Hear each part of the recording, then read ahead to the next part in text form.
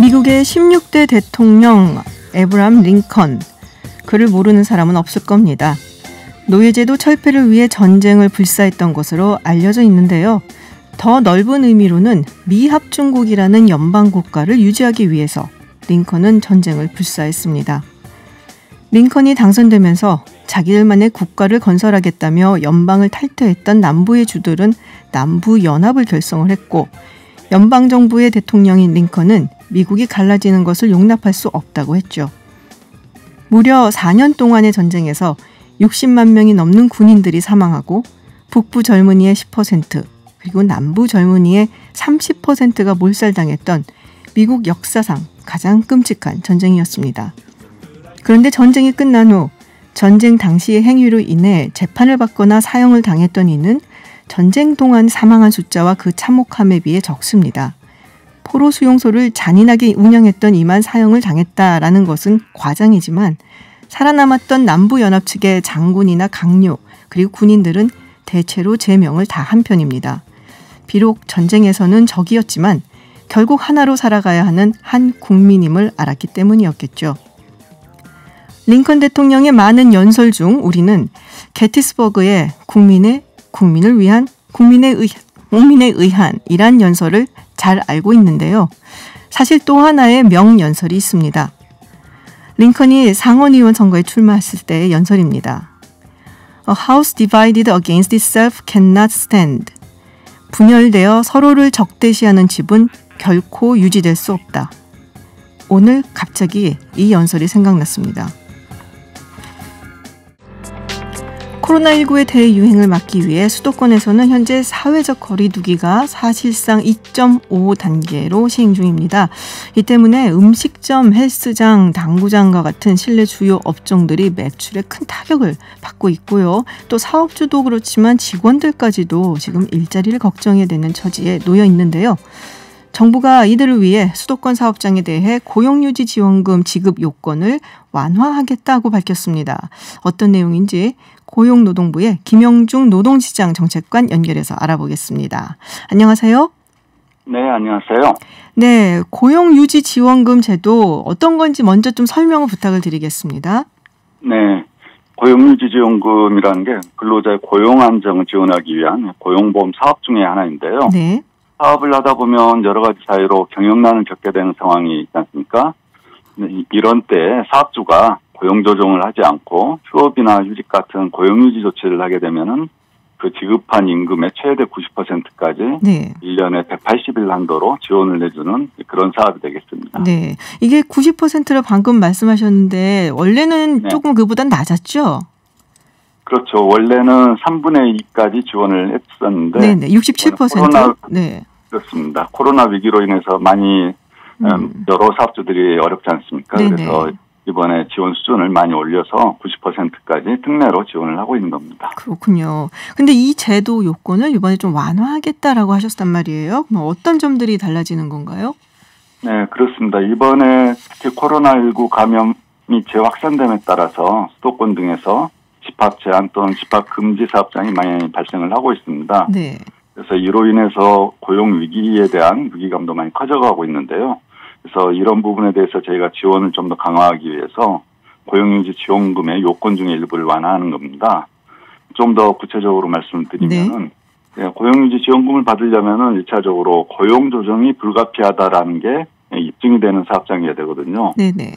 이 부분 판단을 할 때는 저희는 기본적으로 매출액이나 생산량이 15% 이상 감소를 했다든지 재고량이 50% 이상 증가했다든지 이런 여러 가지 정량적인 요건들을 보게 됩니다. 네네. 그런데 이번에 저희가 완화를 한 내용은 이런 집합 제한이나 집합 금지 사업장 같은 경우에 그런 요건을 갖다 안 보고 그런 집합 제한이나 집합 금지 사업장에 해당하면은 당연히 고용 조정이 불가피한 사업장으로 인정을 해주겠다라는 네네. 그런 의미가 되겠습니다. 그렇군요. 네. 자, 근데 이게 지금 사실은 이제 지난 3월부터 이거를 신청을 하셨던 분들 같으면 이게 말씀하셨다시피 180일, 그러니까 6개월 시한이잖아요. 그렇습니다. 9월에 끝난단 말이에요, 그러면? 네, 그렇죠. 네, 그럼 사실상 얼마 남지 않은 분들도 계실 텐데, 그러면 이분들은 어떻게 이번 달 끝나면 끝나는 건지 아니면 연장 혜택은 없는 건지도 궁금한데요. 네, 그래서 저희가 지난번에 네. 저희가 이제 특별 고용 지원 업종이라는 게 별도로 있습니다. 네네. 이번에 코로나 위기로 인해서 뭐 다들 어렵지만은 특별히 어려운 업종들이 많이 있어서 관광업이라든지 여행업, 항공운송업 등 8개 업종을 저희가 특별 고용 지원 업종으로 산정을 했고 네네. 거기에 대해서는 60일 연장 조치를 갖다 이미 한 바가 있습니다. 그런데 이제 그 이외 일반 사업장은 그럼 그렇죠. 어떻게 하느냐라는 이야기들이 많이 나오고 있죠. 네네. 그쪽도 저희들이 보고는 있는데 저희가 지금 고용유지 지원금을 받아가고 있는 통계를 좀 분석을 해보니까 아직까지는 특별고용 지원 업종에 비해서 일반 업종에 있어서는 그렇게 180일 한도를 거의 다 채우는 사업장이 그렇게 많지는 않습니다. 비율이 상대적으로 낮게 나타나고 있어서 네네. 그 부분에 대해서는 저희가 지방 관서를 통해서 별도로 특별 관리를 하고 있습니다. 그렇군요. 네, 거기에 대해서는 이런 고용유지 지원금 이외에도 다른 저희들이 가지고 있는 정책 수단들이 있기 때문에 네. 그런 것들이랑 같이 연결시켜서 그런 사업장에 대해서도 최대한 고용유지에 대한 도움이 갈 수 있도록 그렇게 노력을 하고 있습니다. 특별고용 업종이면 어떤 업종이지? 한 8가지 정도 됐던 걸로 기억을 하는데요. 네, 8가지 업종. 네. 네, 아까 대표적으로 말씀드린 게 관광 쪽 관련된 업종들이 포함되고요. 네네. 그러면서 또 타격을 많이 입는 게 항공이지 않습니까? 그렇죠. 항공 운송 쪽이라든지 그와 연관되어 있는 면세점 또는 전시업 관련된 업종들. 네. 그리고 또 공연 쪽도 요즘 많이 힘들지 않습니까? 그래서 네. 공연업 뭐 이런 것 등등을 포함을 해가지고 제가 8개 업종을 금년 상반기에 지정을 한 바가 있습니다. 그렇군요. 그러면 이런 업종에 대해서는 한 60일 정도 더 연장이 될 수 있는데 일반 사업체 같은 경우에는 뭐 지금 보니까 6개월 다 채운 데가 그렇게 많지가 않고 그래서 연장하는 것에 대해서는 아직은 검토 중이고 결정한 바가 없다라는 말씀이시군요. 네, 아직까지는 그렇게 위기감이 그쪽은 상대적으로 낮은 것 같아서 저희도 계속 모니터링은 하고 있습니다. 그래서 그런 쪽에 지금 또 코로나가 또 재확산되면서 여러 가지 어려움이 생기지 않습니까? 네네. 그래서 그런 상황이 또 고용에 어떻게 영향을 미치는지도 저희들이 봐야 되기 때문에 그런 걸 보면서 그런 부분이 좀 더 악화된다든지 하면은 저희도 별도의 더 추가적인 대책을 검토를 하고 있기 때문에 네. 그런 부분이 늦지 않게 실시될 수 있도록 저희가 준비를 하고 있습니다. 그런 경우는 어떻게 하나요? 지금 제가 뉴스를 조금 봤었는데 뭐 버스 노동자들 같은 경우에는 이 고용유지 지원금이 끊기게 된 다음에 정리해고 나가는 것이 아니냐라는 걱정들이 또 있다고 하더라고요. 네, 맞습니다. 저희도 그런 이야기들을 듣고 있는데요. 근데 이제 고용유지 지원금을 갖다 받게 되면 이제 사업주한테 의무가 가해지는 게 있습니다. 네네. 뭐냐면은 이제 고용유지 조치 기간 플러스 그 이후 한 달 동안은 해고 등과 같은 고용 조정을 못하도록 그렇게 저희들이 의무화를 해놨습니다. 그걸 어기게 되면은 다 환수를 하는 거죠, 지원금을. 네네. 이런 부분이 있어서 저희가 이제 고용유지 조치 기간과 한 달, 그 이후 한 달까지는 어느 정도 고용이 보장이 되는 걸로 보이는데 그 한 달이 지나면 어떡할 거냐라는 그러니까요. 그런 상황은 항상 또 부딪히게 되죠. 네.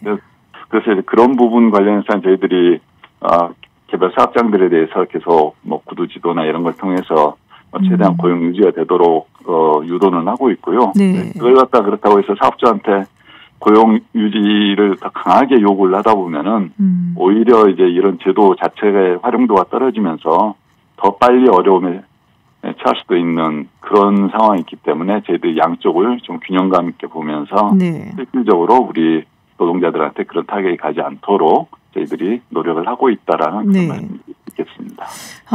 뭐 일각에서는 이게 사업주가 아니고 직원들한테 직접 주는 게 더 효율적이지 않냐라는 얘기도 있던데요.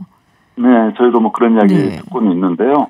근데 결과적으로는 이제 마찬가지라고 저희들이 생각을 하는 게 저희가 고용주지 지원금 지원을 하지만은 사업주가 이 돈을 받기 위해서는 먼저 직원들한테 휴업휴직 조치를 한 후에 임금 지급을 해야 됩니다. 현임금 지급하면 그 이후에 그걸 저희가 확인을 하고 지원금을 주는 그런 구조이기 때문에 그 지원금과 상관없이 휴업수당이라든지 또는 휴직에 따른 일정 임금은 먼저 받아야 된다라는 부분이고 또 앞에 말씀드린 것처럼 또 고용 유지 의무가 또 한 달 추가적으로 가는 거기 때문에 사업주에 준다고 해서 그 돈이 우리 노동자들한테 못 가는 게 아니라 결과적으로는 노동자들이 그 돈을 같이 쓰게 되는 그 돈 혜택을 보게 되는 그런 결과를 가져온다라고 그렇게 생각을 하고 있습니다. 그리고 이런 분들이 있잖아요. 뭐, 그러니까는 헬스장이라든지 이런 데는 사실 프리랜서 비중이 상당히 많단 말이에요. 특별히 맞습니다. 고용보험 같은 데 가입이 되지 않고 이런 분들에 대해선 어떤 뭐 장치, 제도적인 장치 같은 게 있는지도 궁금한데요. 네, 그게 저희들도 참 가장 아픈 부분 중에 하나인데요. 네. 이제 고용보험이 많이 확대되고 많이 가입이 되어 있는 상황이긴 하지만 여전히 말씀하신 것처럼 프리랜서라든지 플랫폼 종사자, 영세자영업자 이런 분들은 고용보험 가입 대상이 아예 아니거나 또 누락이 되어 있는 분들이 적지 않게 있거든요.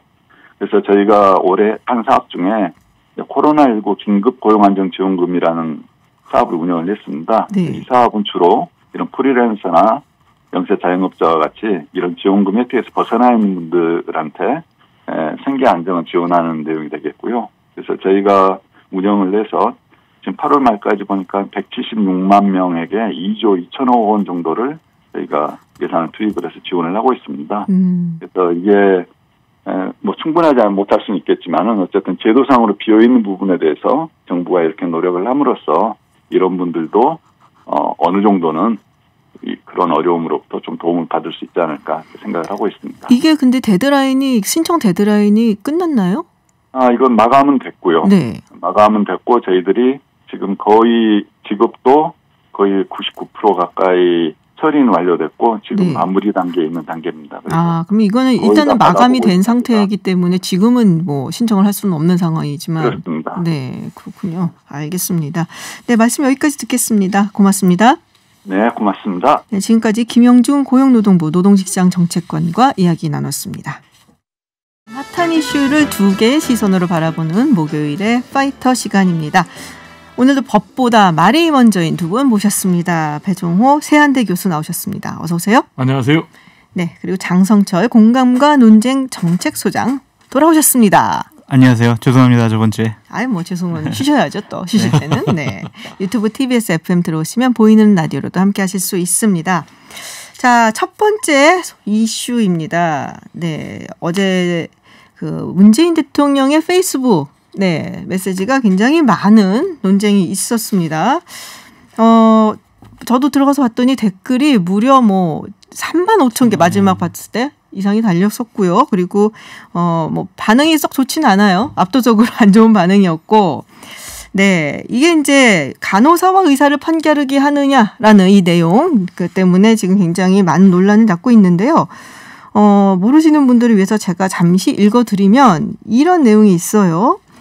지난 폭염 시기 5개 선별진료소에서 방호복을 벗지 못하는 의료진들이 쓰러지고 있다는 안타까운 소식이 국민들의 마음을 울렸습니다. 의료진이라고 표현되었지만 대부분이 간호사들이었다는 사실을 국민들은 잘 알고 있습니다. 이제 이 부분이 논란이 된 것 같습니다. 그래서 오늘 요거 한번 이야기를 해보려고 하는데요. 네, 교수님 먼저 말씀하실까요? 네, 참 우리 사회가 논쟁적인 사회다. 네. 그리고 진영 사회다라는 걸 좀 실감할 수 있겠고요. 문재인 대통령 입장에서는 진정성을 담아서 얘기를 한 것 같아요. 지금 이제 코로나19 국면에서 의료인들 정말 고생하잖아요. 지금 상황에서는 의사들이 집단 파업하니까 간호사들이 그 공백을 메우니까 얼마나 힘들겠어요. 그래서 미안하고 고마운 마음 때문에 그런 얘기를 한 것 같고 실제로 끝낼 때 고맙습니다, 사랑합니다 이렇게 했는데 거기에 대해서 이제 갈라치기라고 또 공격을 하고 있어요. 통합당 그러니까 국민의 당으로 바꿨죠. 국민의 힘으로. 그래서 여기에 대해서 고민정 의원 같은 경우 도대체 이렇게까지 볼 수 있는지 이해가 안 간다. 정청래 의원은 뭐가 잘못됐는지 잘 모르겠다라고 얘기를 했는데 과거에는 이제 우리 사회가 갈라치기가 굉장히 횡행했어요. 대표적인 게 지역감정 아니겠습니까? 네. 박정희 정권 정당성이 없어서 지역을 갈라가지고 정당성을 가지고 유지를 했는데 그게 지금 이제 진영으로 나누다 보니까 보고 싶은 것, 믿고 싶은 것만 보는 그런 상황이에요. 그래서 이제 통합당에서 또 국민의힘에서는 이것도 갈라치기다라고 하는데 그런 게 아니다. 임대차 보호를 위한 아니다. 그 법도 또 갈라치기다. 모든 걸 다 갈라치기로 보는데 알겠습니다. 네, 갈라치기가 좀 아니다. 중단했으면 좋겠어요. 네. 통합의 정치했으면 좋겠어요. 근데 팩트 체크를 해보면 대부분이 간호사들이었다고 하셨는데 사실은 이제 의사가 1,790명이었고 간호사와 간호조무사를 합해서 1,563명이었고 그리고 다른 기타 인력이 466명이었다는 것이 팩트거든요. 그러니까 대부분이 간호사는 아니었던 것 같은데요. 자, 장성철 소장님은 어떻게 보십니까? 갈라치기라고 생각을 합니다. 여기서 대부분이 간호사들이었다. 이 의료진이라고 표현됐지만 간호사들이었다라고 말씀하신 부분이 의사 빼고 아닙니까? 의사들을 파업하고 있으니까 의사들 너희들 미워, 너희들 나쁜 사람이야. 간호사들 지금 의사들 공백까지 메우고 있는 정말 좋은 분들이야. 이런 식으로 읽혀졌어요. 처음에 저 이 기사가 뜨고 이 말씀을 한 거를 보고 정말 두 눈을 의심했습니다. 어떻게 이런 표현을 하실 수가 있을까라고 생각을 했는데 더 문제는 이 부분이 결국에는 대통령의 직접적인 판단과 생각이 아니라 기획비서관실에서 했다라는 것. 그것을 물론 대통령께서 용인을 하셨으니까 페북에 올렸을 텐데 기획비서관실의 청와대의 분위기가 이런 식이라는 것이 더 문제라고 저는 생각이 듭니다. 오히려 이런 말씀 안 하시고 우리 의사 선생님들 빨리 좀 복귀하셔가지고 우리 국민의 생명과 안전을 지키는데 더욱더 같이 노력을 해주셨으면 고맙겠습니다. 이런 식으로 했으면 얼마나 좋았을까라는 아쉬움도 표현해 봅니다. 제가 좀 물어보고 싶은 게요. 의사하고 간호사는 원래 한 팀 아니겠습니까? 그러니까 그렇죠? 이걸 가를 수가 있습니까? 갈랐잖아요, 여기서. 아니, 잠깐만요. 그러니까 첫 번째 가를 수가 있는지, 둘째 그리고 이걸 갈라치기 위해서 문재인 대통령이 멀었죠. 그리고 우리 장설정 소장께서 어떻게 이런 표현을 쓸 수 있느냐라고 했는데 갈라치기 한 표현이 뭐가 있죠? 의료진이라고 표현됐지만 대부분이 간호사들이었다. 그거 팩트잖아요. 팩트가 아니라니까요. 팩트가 아니라니까요. 의사가 더 많아요. 의사들이 다 빠졌잖아요. 아니, 그 부분에 대해서 얘기하는 거죠. 지난 코로나 이 방역과 치료에 있어서라고 앞에 전제가 있잖아요. 지금이 아니라. 아니 그러니까 이 부분이요. 지난번에 네. 대구 사태 때도 그러고 지금 상황에서도 지금 대구 사태란 말씀 쓰지 마시죠, 보고 있는데 교수님. 지금 상황에서는 의료인들이 집단으로 지금 파업을 하고 있잖아요. 그러면 그 공백이 생기고 실제로 의사들이 파업을 하고 있음으로 인해서 사람이 죽어갔잖아요. 응급 환자가. 그리고 암 환자들 수술이 다 밀려지고 있잖아요. 그거는 현실이잖아요. 지금 그리고 또 하나 의사들 공백을 메꾸려니까 어떻게 해야 되겠어요. 간호사들이 실제로 처방전을 발급해야 되는 불법적인 현상도 벌어지고 있는 현실이에요. 그거는 맞췄는데 이 글이 앞에 코로나 이것을 방역하고 치료할 때 의료진이라고 표현됐지만 대부분이 간호사다라고 그 앞에 전제가 그렇게 있다니까요. 그러니까 파업하기 전에. 그러니까 이 부분을 잘 읽어보고 해석을 하셔야 될 것 같아요. 네, 알겠습니다. 사실은 이제 저희가 너무 토픽이 많은데 시간이 많지가 않아갖고 뭐 이런저런 이야기 또 공공의대 이야기는 지난번에 했기 때문에 넘어가도록 하고요. 지금 제2야당이 지금 국민의힘으로 당명이 교체가 됐어요. 네, 그리고 뭐 여러 가지로 이제 정치적으로 변화가 일어나고 있는 상황인데. 정광훈 목사는 퇴원해서 기자회견을 열어서 뭐 문 대통령 사과 안 하면 순교할 것이다라는 얘기까지 했고, 자, 이번에는 논쟁하지 마시고 한번 짚어보도록 하죠. 국민의힘 이제 제1야당으로서 바꿨는데 이름도 바꾸고 여러 가지로 김종인 위원장 100일 취임 100일도 됐고요. 전망 어떻게 보십니까? 기본적으로 열심히 잘 해야 된다라고 생각이 듭니다. 지난 4월 달에 미래통합당은 망한 음식점이에요. 그렇기 때문에 맛이 없어서 위생이 불량해서 종업원이 불친절해서 망한 음식점이거든요. 그래서 이제 새로운 주인이 와서 이제 간판을 바꿨습니다. 간판을 바꿨으니까 이제 메뉴도 바꾸고 주방장도 바꿔야 되겠죠. 그래서 새로운 메뉴, 맛있는 메뉴를 내놓고 국민들께 우리 음식점에 좀 와주세요라고 이제 해야 될 텐데 지금 시작하는 단계니까 일단은 격려를 해줬으면 좋겠다는 생각이 들어요. 정강 정책도 약자와의 동행 이런 걸로 좀 바꿨고 김종인 비대위원장이 이낙연 당대표와 여러 가지 협치문제에서도 얘기했기 때문에 지금은 격려하고 한번 열심히 잘해서 제1야당다운 그런 모습을 보여봐라라고 격려해주고 싶습니다. 그렇군요. 다른 사실 부담이 되는 분들이 있잖아요. 국민의힘 입장에서는 민경욱 전 의원이라든지 김진태 전 의원이라든지 조금 약간 너무 강경하신 분들. 정광훈 목사도 사실은 글쎄 아니라고 저는 긋지만 많은 사람들 뇌리에는 예전에 황교안 대표하고 같이 있었던 모습도 있고 끊어낼 수 있을 거라고 보세요? 끊어낼 수밖에 없죠. 네. 당초에는 상당히 양비론적인 입장으로 태극기 세력, 정광훈 세력도 끌고 가려는 그런 모습이었는데 여론이 이제 급격히 나빠지니까 선극기 강도가 계속 높아지고 있지 않습니까? 지금 김종인 비대위원장이 여러 가지 어젠다를 만들었지만 구체적인 결과가 없어요. 예를 들면 기본소득 어떻게 재원을 마련할 것이냐도 네. 없고 전일보육제 어떻게 할 것이냐 없고 약자와의 동행 어떻게 할 것이냐 구체성이 없어요. 그래서 장제원 의원 같은 경우 구체적인 정책을 내놔라라고 지금 당내에서 문제 제기를 하거든요. 그러면은 당장 할 수 있는 것은 인적 청산을 확실하게 할 수 있을 것 같아요. 그래서 말씀하신 김진태 전 의원 민경욱 전 의원 이 사람들이 다 지금 현재 당협위원장이거든요. 그리고 더 나아가서는 황교안 전 대표 같은 경우도 지금 종로 지역 위원장이거든요. 당협위원장이거든요. 그래서 이분들을 당무감사라는 형식을 통해서 정리할 가능성이 높다. 실제로 당무감사하면은 점수로 계량화가 되거든요. 아하. 그럼 점수로 정리하면 할 말이 없는 거예요. 그렇죠. 그래서 충격 효과도 필요하고 그렇기 때문에 상당히 가능성이 높다. 저는 이렇게 전망을 합니다. 그렇군요. 뭐 일단은 그 감사가 끝난 다음 결과를 보면은 뭐 좀 우리가 9월에 당무감사니까 곧 결과가 나올 수도 있어요. 당무감사는 10월부터 합니다. 그렇군요. 알겠습니다. 다음 이야기는 추미애 법무부 장관 아들 군휴가 미복귀 의혹과 관련된 겁니다. 지금 국민의힘의 신원식 의원이 군 간부와 이야기를 했었는 그 녹취록 공개를 해서 좀 이야기가 있었고, 근데 또 뭐 동부지검에서는 이제 그런 얘기가 없었다 했는데 뭐 조서에 들어가지 않았다라는 얘기가 나오고 있고요. 자, 지금 이거는 어떻게 봐야 되는 건지 어떻게 생각하시나요, 교수님? 이거는 뭐 계속해서 제가 볼 때는 뭐 정쟁의 네. 소재로 삼으면서 상대방 죽이기를 계속하고 있다고 저는 보는 거예요. 지금 국민의힘에서 계속 주장을 하고 있지만 구체적인 증거는 없어요.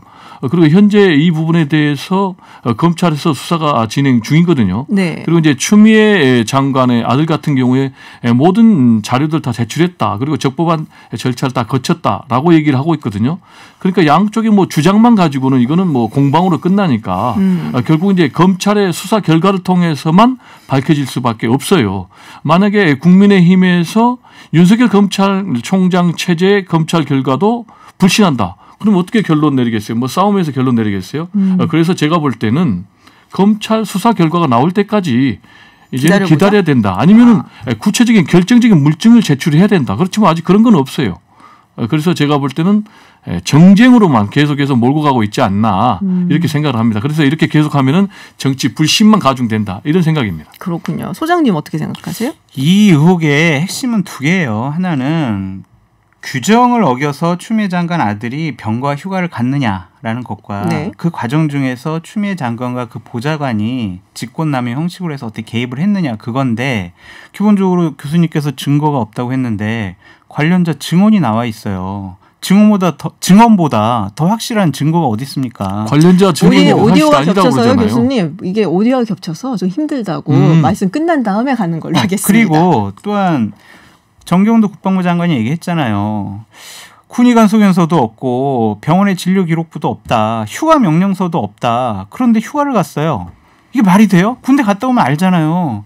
우리 다 군대 갈 때는요. 다 명령서 있고 신고하고 아파서 그러면요. 병원 가서 진료 떼와야 돼요. 진료서를. 그런 게 없어요. 이거보다 더 확실한 증거가 어디 있습니까? 그리고 교수님께서 검찰 조사를 기다려봐야 된다고 하는데 동부지검에서 수사를 했습니다. 수사를 하고 있던 담당 차장검사 좌천시켜가지고 사표냈어요. 부장검사 지방으로 또 좌천시켰습니다. 김남우 차장검사든가요? 네. 동부지검장은요. 또 승진시켰어요. 법무부 차관으로. 이런 상황에서 수사팀을 다 이런 식으로 흩어놨는데 어떻게 제대로 수사가 진행이 되겠습니까? 잘못된 사인을 줄 수가 있어요. 이 수사 제대로 하면은 너희들 좌천당할 수 있어. 이러한 잘못된 사인을 줄 수 있어서 걱정된다. 자, 그러면은 보좌관 전화 받았다라고 얘기를 하는데 보좌관 전화한 적이 없다라고 얘기를 하잖아요. 그러니까 양쪽이 주장밖에 없는 거예요. 두 번째, 당직 사병도 자기가 전화해서 직접 추미애 장관 아들하고 통화한 적 없다라고 얘기를 하잖아요. 그럼 양쪽이 주장밖에 없는 거예요. 그러면 어떻게 해야 되겠어요? 검찰 수사위원회는 뭘로 증명을 하죠? 뭘로 밝히죠? 그런데 지금 말씀하신 대로 좌천 보냈다고 하는데 좌천 보냈다는 결정적인 증거가 있습니까? 그것도 주장밖에 없잖아요. 그러면은 검찰 수사도 불신하면은 이 진실을 어느 기관에서 어떻게 밝히죠? 거기에 대해서 얘기를 해야지. 그런 것 없이 계속해서 주장만 하니까 제가 말씀드리는데 이거는 정쟁만 하고 있다. 결정적인 물증을 내놔라라고 얘기하는 겁니다. 아니, 진소가 동부지검에 서울에 있다가 지방으로 내보내는 게 좌천이라고 검사들은 다 생각하는데 교수님이 아니라고 하시면 그걸 뭐라고 제가 반박을 하겠습니까? 그리고 보좌관이 전화했다 안 했다, 당직사병 통화 안 했다. 이거 다 저쪽의 일방적인 주장 아닙니까? 그러니까 이건 정치적인 공방이 될 수밖에 없어요. 그러니까 저는 추미애 장관이 자 보좌관 가서 검찰 가서 조사 받아. 자, 우리 아들도 너도 가서 조사받고 그 증언했다는 A 대위랑 대질신문해. 그래서 네가 잘못 없다는 것을 명명백백하게 가서 밝혀라고 하는 게 추미애 장관이 본인의 명예를 위해서도 좋다고 생각을 해요. 근데 추미애 장관 이틀 동안 지금 입 닫고 있어요. 아무 얘기도 안 하고 변호사 통해서 얘기하고 본인 소설 쓰시네. 왜 나랑 싸우자는 거야? 이런 식으로 계속 얘기하셨잖아요. 제가 그런데 궁금한 거 하나만. 저기 보좌관하고 전화가 왔다 안 왔다 이 부분 얘기가 다른 거잖아요. 그거 뭐 떼보면 알 수 있지 않아요? 통신 기록 같은 거? 그러니까 떼보면 아는 문제니까 수사하면 간단히 나올 문제인데 지금 우리 소장님 얘기는 추미애 법무장관이 직접적으로 수사 지휘를 하라는 거 아니에요? 그럼요. 해야죠. 아니 그러면 수사 지휘를 하면 수사 개입이 되는 거예요. 그건 진짜 말이 안 되잖아요. 자, 장성철 소장님이 지금 추미애 장관이라고 그래요. 본인의 아들이 이런 의혹을 받고 있다고 그래요. 그럼 본인이 직접 수사 지휘를 하면 그게 공정한 수사가 보장이 되겠습니까? 조국 전 법무장관처럼. 그거는 진짜 말이 안 되는 그러니까 잠깐만요. 내가 얘기를 하고 있는 대목이니까. 끝내시고 다음에 드릴게요.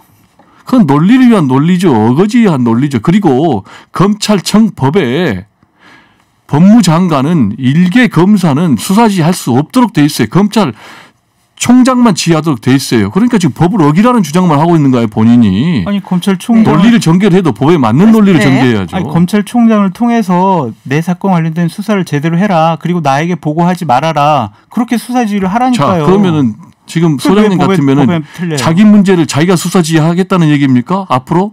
그거는 말이 안 되는 얘기예요. 지금 우리가 가장 문제가 검찰의 중립 아닙니까? 독립성 아닙니까? 그래서 그걸 하겠다는데 지금 스스로 그걸 해치자는 그런 자기 모순의 논리를 얘기하니까 안 맞는 얘기죠. 장성철 소장님 마지막 발언 기회 드릴게요. 기본적으로 추미애 장관이 본인과 관련된 문제는 본인이 결자해야 돼요. 그것은 뭐 검찰에 대한 개입이 아니라 자 나한테 보고하지 말고 이 수사를 정말 정확하게 해라.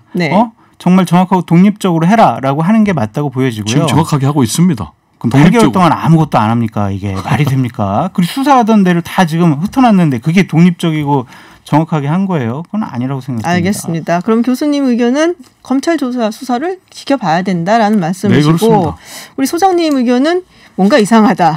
맞습니까? 네. 뭔가 이상하다. 국회에서 조사해. 뭔지는 모르겠고. 알겠습니다. 네, 목요일의 파이터 장성철 소장 그리고 배종호 교수 함께했습니다. 오늘 고맙습니다. 네, 감사합니다. 네, 해외 뉴스 알아보는 서울타임즈 시간입니다. 전주은 캐스터와 함께합니다. 어서 오세요. 네, 안녕하세요. 네, 유튜브 TBS FM 들어오시면 보이는 라디오로도 함께하실 수 있습니다. 자, 우리가 그때 얘기했었던 러시아의 푸틴 대통령의 정적인데 뭔가 독극물에 중독된 것 같다라고 했었 나발리. 네, 그렇습니다. 독일로 가지 않았습니까? 네, 독일에서 지금 치료를 받고 있죠. 네, 근데 뭔가 증거가 나왔다면서요. 그러니까 독일 정부가 독일 연방군 연구소의 검사 결과 이 나발리가 노비촉 계열의 신경 안정제에 중독된 사실이 밝혀졌다라는 발표를 내놨습니다. 이 노비촉이 냉전 말기에 구소련이 개발한 군사용 생화학 무기거든요. 치명적인 살상 효과를 갖고 있습니다. 그런데 이게 러시아에서만 제조가 되고요. 사용을 하려면 정부 고위 관계자의 허가가 있어야 하는 것으로 알려졌기 때문에 정말 러시아 당국 쪽에서 이런 시도를 한 게 아닌가. 어쨌든 그건데요. 그래서 그런 의혹이 더 불거질 수밖에 없는 거예요. 2018년에 러시아의 이제 이중 간첩이었던 전직 러시아 정보 당국의 스크리팔 분열하고 있습니다. 네네. 이 분열가 바로 노비촉에 지금 중독이 돼서 굉장히 죽다 살아났다 이런 얘기가 나오고 있는데 지금 나발리가 지금도 혼수 상태에 빠져 있습니다. 독일로 갔지만 아직 깨어나지 못하고 있어요. 그래서 메르켈 독일 총리가 독극물을 사용한 살인미수의 희생자다. 나발리를 그렇게 일컬으면서 러시아 정부만이 답을 할 수 있고 반드시 답해야 할 매우 심각한 질문이 있다. 이렇게까지 얘기를 했습니다. 그리고 유럽연합의 폰데어 라이엔 집행위원장도 비열하고 비겁한 사건이다라고 비판을 했고요. 미국 백악관의 국가안전보장회의가 예전에 러시아가 이 노비촉을 사용한 적이 있다라면서 우방들과 함께 제재도 검토하겠다 이렇게 얘기를 했습니다. 그리고 스크리팔 분열가 쓰러졌던 곳이 영국이었잖아요. 그렇죠. 네, 라브 영국 외무장관도 국제적으로 사용이 금지된 약물을 사용한 대가를 묻겠다라는 성명을 내놨습니다. 그래서 지금 EU 차원에서 적절한 대응 방안이 논의될 것 같습니다. 그래서 지금 지난번에 저희가 전해드린 게 나발리가 살충제 등에 쓰이는 콜린 에스테라제 억제제 성분의 징후가 발견됐다라고 저희가 이렇게 전해드린 적이 있는데 이 억제제가 노비촉, 살인가스, VX 같은 화학 무기에 다 사용되는 물질이라고 합니다. 그렇군요. 참 무서운데 이 러시아에서는 뭐 반응이 있나요? 그러니까 모든 진상을 규명하기 위해서 우리는 독일과 전폭적으로 협력할 준비가 돼 있다. 그래서 지금 독일에게 정보 교환을 요청했는데 독일이 아무런 답변을 주지 않고 있다. 이렇게 얘기를 하면서 우리가 보내기 전에 나발리를 모든 국제 기준에 따라서 전면적인 건강 검진을 했었는데 그 당시에는 독성 물질을 검출되지 않았다. 그래서 서방이 사전에 준비된 발표를 활용해서 러시아에 대한 제재를 정당화하기 위해서 이렇게 나선 것이 아니냐. 정치화하지 말고 사실에만 의존하라 라면서 지금 독일 정부에 신속한 정보 공유를 요청했습니다. 뭔가 정보를 주면 안 될 것 같아요. 그렇지 않아요? 그러니까요. 네, 이게 굉장히 정당한 의미에서 가져가갖고 뭘 할 것 같지가 않고. 근데 이 노비촉이 김정남 암살에 사용됐던 VX라는 신경가스보다 5배에서 8배 강한 독성이 있으니까 이게 굉장히 치명적인 물질이거든요. 근데 이게 발견이 된 거니까 지금 러시아에 대한 비난 여론이 좀 높아질 것 같긴 합니다. 그렇군요. 자, 그리고 미국의 질병통제예방센터에서 10월 말까지 코로나19 백신 접종할 준비를 해라라고 주정부에 이야기를 했다는데 이건 너무 대선 전이잖아요. 그렇죠. 11월 3일이 대선이잖아요. 그러니까요. 정말 코앞에 너무한 거 앞두고 지금 준비해라라고 통지를 한 건데 이렇게 대놓고. 그러니까요. 10월 말 아니면 11월 초까지는 백신 접종 준비를 갖추라라고 통지를 했는데 이 5개 대도시가 뉴욕, 시카고, 필라델피아, 휴스턴, 샌안토니오 등입니다. 1차 접종 대상이 장기 요양시설 직원들을 포함한 의료 종사자들 또 다른 필수 근로자, 국가안보 관련 종사자들이고요. 65세 이상 고령자, 인종적인 소수자, 미국 원주민, 재소자 같이 감염 가능성이 크고요. 중증으로 갈 수 있는 고위험군들에 먼저 접종을 시작할 것 같습니다. 그래서 11월 초 무렵에 사용 가능할 수 있다라고 하면서 질병통제예방센터는 코로나19 백신을 둘러싼 풍경이 여전히 진화하고 있고 불확실하다 이렇게 얘기를 해서 일종의 가설이다라고는 얘기를 했지만 지금 트럼프 대통령이 이 통지문이 발송된 지난달 27일 공화당 전당대회에서 연말 이전 또는 어쩌면 더 빨리 백신을 생산할 수 있다 이렇게 얘기를 한 거거든요. 그러니까 이게 좀 입을 맞춘 게 아니냐, 보조를 맞춘 게 아니냐, 그래서 긴급 실망이 이루어지는 게 아니냐 이런 관측이 나왔습니다. 이런 데가 아닌데 원래. 그래서 CNN은 이제 이 지침이 이제 준비 절차니까 이제 이게 바로 곧바로 백신 접종 가능하다는 걸 의미하는 건 아니다라고 했지만 뉴욕타임스는 지금 트럼프 행정부가 대선 전에 백신을 보급하려고 서두른다는 우려를 낳고 있다 이런 얘기를 했고 지금 감염병 전문가들도 지금 백신 보급 일정이 보건 문제를 정치화하는 게 아니냐라고 생각하면서 지금 이거 이렇게 해버리면 부작용이 따를 수 있으니까 굉장히 위험할 수 있다 이렇게 우려를 나타내고 있습니다. 근데 이게 있긴 한가요? 3상까지 끝낸 게? 없습니다. 지금 코로나 백신 3종이 최종 3상 임상시험을 거치고 있거든요. 근데 이제 파우치 소장이나 뭐 FDA의 스티븐 한 국장 같은 경우는 중간 시험 결과가 압도적으로 긍정적이면 임상시험이 다 마무리되기 전에 백신을 쓸 수 있다라는 얘기를 최근에 한 적이 있거든요. 그래서 물론 파우치 소장의 얘기는 이게 그렇게 뭐 정치적으로 지금 결정이 내려지진 않을 거라고 나는 믿는다라는 단서를 달긴 했지만 아무튼 그 전에 쓸 수 있다 이런 얘기를 너무 해봤습니다. 드러나서 그렇죠. 그 의도가 너무 확연하니까 뻔하게 보이잖아요. 약간은 좀 멍한데 이렇게까지? 근데 한번 보도록 하죠. 근데 또 트럼프 대통령 지지자 중에는 백신 안 맞겠다고 하는 사람도 꽤 많을 거예요. 그렇죠. 지금 공화당 지지자들한테 조사를 해보면 민주당 지지자들보다 백신 안 맞는다는 비율이 훨씬 높게 나타나고 있으니까요. 또 맞으라고 얘기하면 또 맞을 수도 있겠다라는 생각도 드는데 트럼프가 얘기했으니까 맞아야지 하고 할 수도 있다는 생각도 들긴 합니다만. 자, 그리고 제가 이 이야기 깜짝 놀랐어요. 저는 사실은 더 락으로 더 익숙한데 또 뭐 그 분노의 질주 영화를 보신 분들 드웨인 존슨하고 또 굉장히 유명한 축구 선수죠. 네이마르도 지금 확진 판정을 받았다고요. 그렇습니다. 드웨인 존슨이 3일에 SNS에 영상을 올렸어요. 나를 비롯해서 아내와 2딸이 다 양성 판정을 받았다. 그러니까 온 가족이 거의 받은 셈인데요. 격리 수칙을 지켜왔고 지금 영화 촬영도 하지 않는 상태였다고 해요. 그런데 지인으로부터 감염이 됐다. 이렇게 설명을 했습니다. 그래서 나만 걸렸길 바랬는데 결국 가족 모두가 확진이 됐고 지금 그래도 우리 가족들은 거의 나아가고 있다. 이렇게 지금 설명을 하면서 마스크를 꼭 착용하고 가족들을 지키자 이런 얘기를 하고요. 모임을 엄격하게 해달라 이런 당부를 팬들에게 남겼습니다. 그렇군요. 그리고 파리 생제르맹의 네이마르도 걸렸다라고 AFP 통신이 보도했는데요. 지금 네이마르 외에도 앙헬 디마리아, 레안드로 파레데스가 다 양성. 그러니까 이 생제르맹 팀에서 3명이 지금 확진 판정을 받았습니다. 이 선수들은 어디에서 걸렸나라고 지금 봤더니 지난달에 그 유럽 축구연맹 챔피언스리그 결승전에서 이제 패한 뒤에 스페인 이비자 섬으로 여행을 갔었대요. 선수들이 다. 스페인 지금 계속 막 창궐하고 있잖아요. 그러니까요. 근데 이비자 섬이 EDM 축제하고 이런 데로 굉장히 유명합니다. 유명하죠. 거기 또 약간. 그래서 거기 가신 분들이 이렇게 마스크를 쓰거나 격리 수칙을 잘 지키거나 그러지 않을 확률이 높잖아요. 그래서 거기에 선수들이 대거 갔다가 감염된 것으로 추정이 되고 있는데. 그럼 네이마르 말고도 또 많이 네, 이 3명은 지금 확진 판정을 받은 건 맞고요. 그런데 지금 다른 선수들도 다 이비자 섬에 머물렀던 것으로 알려지기 때문에 이 선수들에게로 확산될 가능성도 있습니다. 그래서 지금 생제르맹이 10일에 랑스랑 원정 경기가 있는데 이게 연기해야 되지 않겠느냐 이런 얘기가 좀 나오고 있어요. 그렇군요. 아무래도 축구 이렇게 막 몸이 부딪히고 하니까 좀 위험하죠. 위험하죠. 자, 대만이 내년부터 사용하는 새 여권의 표지를 좀 다르게 모양을 다르게 한다는 얘기가 있는데 그렇습니다. 어떻게 다르게 한다는 거예요? 그러니까 대만의 공식 명칭이 중화민국인데요. 이게 한자로 위쪽에 써 있거든요. 이 글씨 크기가 조금 작아졌습니다. 네, 크기가 작아졌고 영문명이 그 밑에 있었어요. Republic of China가 있었는데 없앴습니다. 일단 여권 표지에는 이게 없어졌어요.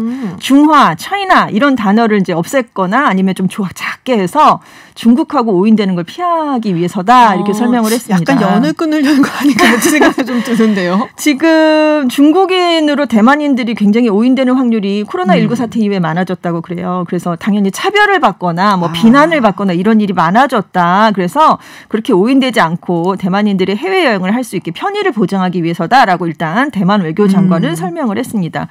그리고 기존 여권에서 영어 글자 타이완이 있었거든요. 이게 굉장히 크기가 커졌습니다. 아까 중화민국 한자는 작아졌는데 타이완은 확 키워서 타이완이 훨씬 더 잘 보이게 지금 해놨고요. 내년 초부터 아마 도입이 될 것 같습니다. 일단 입법부의 승인을 거쳐야 되니까요. 일단 뭐 표면적인 이유는 정말 대만인이 중국인으로 오인되는 걸 막기 위해서인데 대만의 주권을 강조하려는 의도도 있는 게 아니에요. 이 얘기가 당연히 나옵니다. 그래서 중국은 지금 분리 독립을 향한 또 다른 움직임이 아니냐라면서 굉장히 반발을 하고 있습니다. 그런데 이런 가운데 대만의 최대 항공사가 중화항공이에요. 여기에 영문명이 차이나 에어라인스거든요. 근데 중국 항공사의 중국 국제항공공사 에어차이나가 있습니다. 그러니까 차이나 에어라인스냐 에어차이나냐 이것도 사람들이 혼동을 할 수 있다는 거죠. 외국 사람들이 보기엔 훨씬 또 그렇겠죠. 그래서 이것도 지금 명칭을 변경하는 방안을 고려하고 있는 것으로 알려졌습니다. 그럼 뭐 타이완 에어라인으로? 그거는 좀 지켜봐야겠죠. 네. 그렇군요. 알겠습니다. 네, 해외 소식 여기까지 듣도록 하겠습니다. 지금까지 전주현 웨싱캐스터였습니다. 고맙습니다. 네, 감사합니다. 선킴 시네마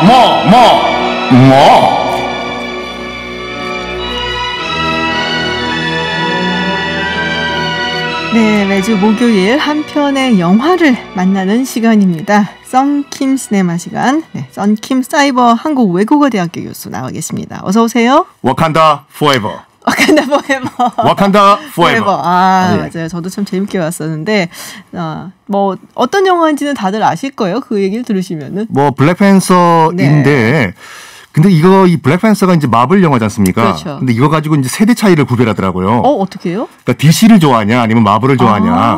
그러니까 DC를 좋아하면은 저도 연식이 좀 돼가지고 약간 그 되신 분들이고 마블은 신세대고. 그래요? 이 방송 듣고 계시는 분들 한번 보십시오.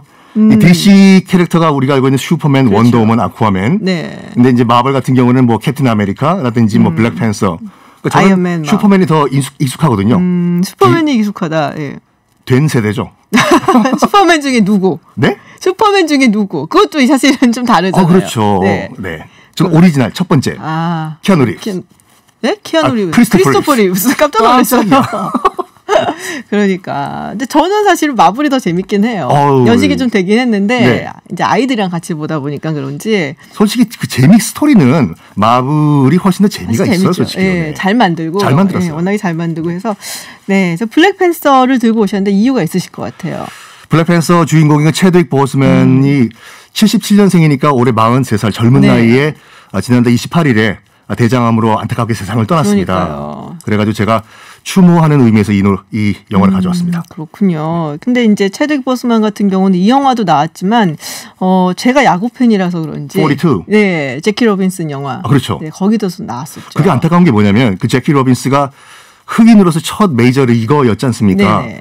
그때 작년까지만 하더라도 그 제키 로빈스 데이가 4월 15일인데 올해는 8월 28일로 연기됐거든요. 그날 돌아가신 거예요. 그날이었나요? 네, 딱 그날이에요. 어머. 그 제키 로빈스 데이에 그걸 연기한 그랬군요. 보스만이 사망을 한 거예요. 어머, 그 생각은 제가 못했어요. 네. 4월 15일만 생각. 그러니까 그날 되면 모든 이제 구단의 모든 선수들이 그 42번 등 넘버를 이제 하고 그리고 입고 나오잖아요. 그렇죠. 최동원 선수가 11번 같이. 네네. 네. 영구 결번이잖아요. 모든 메이저 리그 구단에서 영구 결번. 그렇죠. 네. 네. 그런 경우가 거의 없는 걸로 제가 아는데. 처음이자 마지막 케이스죠, 그요. 네네. 그래서 최대기 보스만. 근데 또 이제 생각하면은 우리가 또 블랙팬서 얘기를 할 수. 이거를 안 보신 분들도 한번 들어보셨을 거예요. 우리나라 자가치 아줌매가 나와요. 저 같은 저희 고향이 부산이거든요. 그 정말요? 서울만 한다고 제가 억수로 노력을 하는데 사실 저 부산 사람이거든요. 고향이 부산인데. 그러시구나. 정말 자랑스러운 지금도 네네. 광안리에 블랙팬서 기념상이 있고 용두산 공원에도 하나 있고 물론 작년인가 어떤 분이 술 드시고 부쉈다고 하는데 수리를 했겠죠. 그렇군요. 네. 부산 분이셨군요. 부산 사람이에요, 저. 영화 하실 때도 사투리 나와요? 안 나오는데요. 안 나와요. 지금 약간 나오셨어요, 근데. 아닙니다. 저 서울말 잘해요, 저. 네. 잘해요? 하고 약간 올려주시면. 잘해요, 네. 근데 이 영화를 물론 이제 저도 굉장히 재밌게 봤고 전 좀 잠깐 다른 의미에서 재밌게 봤지만 흑인 팬들이 굉장히 또 의미를 부여를 많이 하더라고요. 일단은 할리우드 메이저 영화 중에서 처음으로 90% 넘는 캐스팅이 다 흑인이었고 그렇죠. 그러니까 91의 아카데미상이었었죠. 그 그린북이 맞아요. 작품상을 받았던 그때 작품상 후보까지 올랐는데 두 가지 의미가 있는 게 뭐냐면 슈퍼히어로가 주연이었던 영화가 작품상으로 올라간 건 처음이고 맞아요. 네. 그리고 또 흑인 전체 거의 대부분 캐스팅의 영화가 작품상에 올라간 것도 거의 처음이고 의미가 있죠. 그렇군요. 블랙팬서 그러니까 정확한 의미가 뭐죠? 이게 좀 제가 정확하게 좀 말씀을 드릴 건데 저 같은 그 세계사 덕후들은 많은 분들이 블랙팬서라고 하면은 흑 표범이잖아요. 아시겠지만 블랙팬서 파리 흑 표범당 오클랜드에서 만들어진 흑인 자경단 그거죠. 그거에서 유래되지 않았냐라고 그게 조금 나중에 생겼을 거예요. 당은 거의 같은 해에 생겼을 거예요. 66년에 생긴 66년도 맞아요. 말띠들이죠. 그건 몰랐는데. 말띠다. 그렇군요. 근데 이게 2차 대전 때 나왔어요, 이게요. 패튼 장군이 만든 표현인데. 그래요? 그 연합군의 입장에서 봤을 때 가장 두려웠던 독일 무기가 두 개가 있거든요.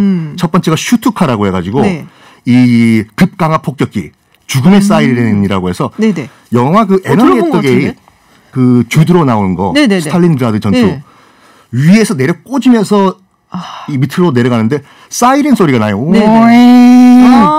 그래서 죽음의 사이렌이라고 부르는 그 전투기가 있고 또 하나가 뭐냐면 우리가 판다 전차라고 하는 거 독일군 그게 이제 팬서 전차인데 셔먼 탱크가 이게 대적을 못해요. 너무 강력해가지고 그래가지고 그 당시 패턴 장군이 미국에 저 팬서 전차를 깨볼 수 있는 우리 무기는 딱 한정돼 있는데 정신력이 돼 있는 군 병사들을 모아봐라 해가지고 761 탱크 부대를 만드는데 전부 흑인들이에요. 흑인들로만 만들어진 그 흑인 전차 부대인데 우리가 알고 있는 1944년 6월 6일 노르망디 상륙작전 제일 선봉에 섰던 것도 이 761 부대고 그리고 우리가 알고 있는 2차 대전 마지막 전투라고 하는 아르덴 전투 바을지 전투라고 하는 거 거기서 독일 전차를 다 부순 것도 761 부대인데 이게 왜 그 패튼 장군이 주목을 했냐면은 너희들이 독일 주력 전차인 팬더를 부숴라. 근데 너희는 블랙이니까 너희들의 애칭은 블랙 팬더 부대라고 하겠다. 이거는 역사에 있었던 팩트예요. 원래는 761 부대인데 그 부대가 블랙 팬더 부대거든요. 정말 용맹했다고 하죠. 그렇군요. 그래가지고 아마 블랙팬더 파리가 그 이름을 차용한 것이 아닌가. 그리고 스탠리 그 마블 창립자 같은 경우에도 거기서 모티브를 얻지 않았나. 그렇군요. 우리 교수님 밀떡이셨군요. 저 알았어요. 세계사 썬킴입니다. 전쟁사 썬킴. 앞으로 재밌을 것 같은데 이런저런 이야기. 2차 대전 콘 하나 만드시죠. 좋은데요? 네. 미드웨이더니 한번 해봐야겠다 그러면. 괜찮은데. 네. 근데 사실 저는 이 영화를 극장에 가서 봤었는데 방금 이제 얘기하셨던 그 블랙팬서 파티를 생각을 했었어요. 약간 내용이나 이런 걸 보면서 거기서 나오는 이제 주인공하고 그리고 그 주인공과 이제 싸우게 되는 경쟁을 했던 그 사촌지간이죠. 네, 사촌지간이잖아요. 네. 근데 그 이제 아버지 때부터 사실은 어떻게 보면은 원한이 내려와가지고 내려오게 된 건데 그걸 보면서 뭔가 이제 흑인 민권 운동의 두 주류를 보는 느낌? 뭐 이런 것도 들었고 하필 또 제목이 블랙팬서고 하니까. 그렇죠. 네. 근데 그게 그 이 마블 시리즈를 만든 스탠리 같은 경우는 절대 자기의 그 정치적 성향을 말한 적이 없거든요. 그렇죠. 근데 그게 드러나는 게 뭐냐면 1963년도에 이 엑스맨 시리즈 처음에 만들어요. 네. 스탠리가. 그 엑스맨 시리즈를 보면은 다 뮤턴트, 그 돌연변이지 않습니까? 네네. 이 돌연변이 가운데서 두 대립하는 세력이 있는데 프로페서 X라는 사람이 있고 매그니토가 있는데 프로페서 X는 우리가 인간과 왜 싸우냐? 인간과 화해해서 함께 살자 주의고 네. 이 매그니토 같은 이 캐릭터는 무슨 말이냐? 우리를 억압하는 인간과 맞서 싸우자. 인간과 전쟁이다. 이게 어떻게 보면은 그 프로페서 X는 평화주의자였던 마틴 루터 킹 주니어 목사를 네네. 상징하는 거고 이 매그니토 같은 경우는 인간과 싸우자는 이 과격 뭐 그들의 말에 따르면 네네. 과격 이 폭력주의자였던 그들의 말에 따르면 말콤 X를 어떻게 표현하는 사생활은 훨씬 깨끗했대요. 네? 말콤 X가 네. 아주 그냥 굉장히 부인만 사랑한. 멋있어요. 네. 근데 그게 뭐냐면 그렇게 만들어진 엑스맨 시리즈가 만들어진 네. 게 1963년도예요.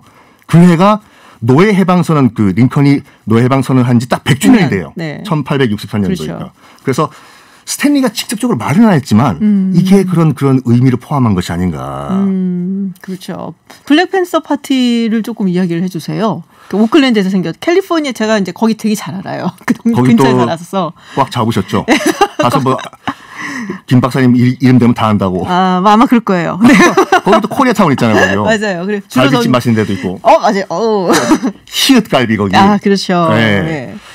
거기가 이제 코리아타운이 있다고 사람들이 많이 알고 있는데 네. 그 전 미국에서 가장 미국인들이 살기 싫어하는 동네거든요. 좀 위험해서. 우범 지역이기 때문에 그 흑인 이제 그 거주 지역이다 보니까 좀 범죄도 많고 그러니까 이 흑인 타운을 지배하는 공권력이 그 당시 대부분 백인들 경찰들이었거든요. 그렇죠. 그러니까 그 당시에 이제 그 오클랜드에 있던 이 좀 깬 이 흑인 진보 세력들이 우리의 목숨을 백인 경관들에게 맡길 수가 없다. 우리의 목숨은 우리가 스스로 지키자라고 해서 만들어진 게 블랙팬더 파티 그 흑표범당이라고 하는 그런 집단이죠. 왜 하필이면 흑표범을 했을까? 내가 아까 말씀한 그것 때문인가요? 그게 이제 그 앞에 말씀드렸던 2차 대전을 빼버리면 맥락이 끊어져 버리거든요. 근데 2차 대전 합쳐버리면 그렇게 연결될 수도 있구나라고 우리가 알 수 있는 거죠. 그렇군요. 근데 얘들은 안 되죠. 이분들이 이제 얘기를 주장을 했던 게 6년 말띠라니까요. 네. 그때 그런 얘기했거든요. 그러니까 먼저 공격하지 않으면 우리도 공격하지 않는다. 그렇죠. 네. 근데 그게 이 블랙팬서에도 나름 녹아 있는 게 뭐냐면 그 체드윅 한국에서는 최두익 씨라고 하더라고요. 최두익 씨. 네. 그 체드윅 보스만이 그 어떤 캐릭터였냐면은 엄청난 파워를 갖고 있지만 와칸다 왕국에서 맞아요. 우리는 이거를 우리들끼리만 쓰고 그러니까 어떻게 보면 고립주의를 쓴 거죠. 니들은 니들끼리 살아라. 이거 우린 평화주의다. 근데 그 사촌 동생이었던 그 에릭 킬만거 같은 경우에는 네네. 뭐 하냐? 이렇게 슈퍼 파워가 있으면은 이 억압받는 민중들, 우리와 같은 민중들을 위해서 쓰자, 전쟁이라도 일으키자라고 충돌하는 건데 그것도 처음에 연결됐던 이 마틴 루터 킹 주니어랑 또 이 말콤 X와 연결되는 것이 아닌가. 그렇죠. 그리고 블랙팬서 당이 사실은 이제 흑인들의 민권만 얘기하는 당이 아니었거든요. 그렇죠. 그 당시에 어떻게 보면 사회주의자였다라고 볼 수가 있고 자본주의의 어떤 폐해라든지 이런 걸 강력하게 비판을 하고 그리고 단순히 흑인뿐이 아니라 이 사회에 있는 좀 소수자들 좀 가난한 저소득층 그리고 학력 수준이 좀 낮아서 그래서 또 가난할 수밖에 없는 이런 이들과 연대를 해야 된다 이런 주장을 했었던 인종을 약간 넘어서는 그런 정당이기는 했어요. 그렇죠. 예. 그 마지막 장면이 정말 감동이지 않나요? 그 블랙팬서 같은 경우에 기억이 안 나요. 일단은 오래전에 봐서 에릭 킬먼거 그 마이클 조단 다른 마이클 조단이에요. 연기를 한 극 중에서는 악당이죠. 네네. 인간과 전쟁을 우리 또 세계와 전쟁을 벌이자라고 했던 그 악당이 죽으면서 이런 말을 하거든요. 그 체드윅이 내가 너를 살려줄게. 살고 싶니? 그랬더니 나는 그렇게 지저분하게 살기 싫다. 단 나의 시신을 바다에 던져달라. 왜냐하면 서아프리카에서 미 신대륙으로 건너왔던 우리 선조들이 그 노예 제도를 거부하면서 바다에 뛰어든 사람처럼 나도 거부하고 난 깨끗하게 죽겠다. 거기서 정말 이 영화는 악당이 없구나 라는 걸 느꼈어요. 진짜. 그러니까 뭔가 이 지금 구축되어 있는 사회에 나는 남아있지 않겠다라는 그런 의지 뭐 이런 걸로도 좀 읽혔던 것 같고 하여튼 그런 걸 굉장히 많이 느꼈어요. 그러니까는 이 주인공은 이제 어떻게 보면은 흑인 주류에서 성공한 사람들이 있잖아요. 그렇죠. 흑인들 중에서도 사실은 이 미국 사회 주류로 편입이 좀 돼서 나름 그래도 잘 사는 사람들이 있는 반면에 사실은 대다수의 흑인들은 미국 사회 주류에 편입이 안 돼서 아직도 굉장히 어렵게 살고 있고 그러니까 이런 식으로 너네만 편입해서 그렇게 편히 살고 이 사회로 들어와라고 얘기하는 게 다냐. 여기 지금 편입이 안 되는 어떻게 보면 구조적으로 안 되는 이 우리도 좀 봐야 되지 않겠냐면 좀 더 과격하게 얘기를 하는 그런 모습을 조금 봤던 것 같아요. 그래서 저도 그 말콤 X의 의견에 부분적으로 동의하는 게 뭐냐면 절대로 우리는 융합될 수가 없다. 흑백이. 그럴 바에는 깨끗하게 갈라서 가지고 흑인 국가를 따로 만들자. 일리가 있는 말이죠, 솔직히요. 옛날에 그래서 만들려고 보내긴 했었잖아요. 저기 라이브에 뭐 이런데. 그건 잘 안 됐잖아요. 참. 그 영화 보면은 그 자갈치 아지매로 나오시는 분. 한국말인데 한국말이 이해가 안 되는. 너희들 어디 보지 뭐. 그분이 굉장히 유명한 분인 거 아시죠? 아, 그래요?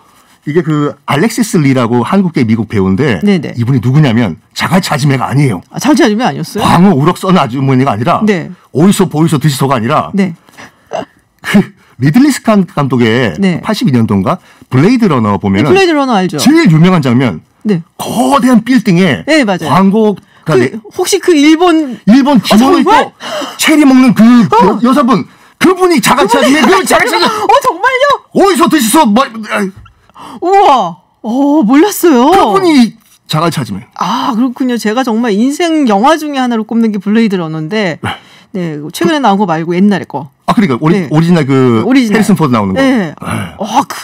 그 전광판 안에 있는 일본 여성이 그분이 지금 광어 썰고 있다니까요. 오늘 가서 다시 한번 봐야겠네요. 알겠습니다. 제가. 자, 지금 뭐 미국에서 오래 사셨잖아요, 우리 교수님. 마지막으로 짤막하게 한마디 이 영화가 던지는 메시지 뭐라고 생각하세요? 일단은 그 스탠리의 의견도 저 동의하는데 답은 없다. 그러니까 그 없다. 마블 영화를 보시면 아시겠지만 윈터 솔저도 그렇고 정확한 완벽한 선도 없다. 답은 스스로 찾아라. 답은 스스로 찾아라. 앤서는 너에게 달려 있다. 어렵네요. 알겠습니다. 답은 너에게 달려있다. 네, 이번 주 썬킴 시네마 블랙팬서 함께 알아봤습니다. 다음 주에도 재밌는 영화 들려주시기 바랍니다. 고맙습니다. 와칸다 forever. 네, 김지윤의 이브닝시 오늘 준비한 내용은 여기까지입니다. 저희는 내일도 6시 10분에 여러분을 기다리겠습니다. 지금까지 김지윤이었습니다.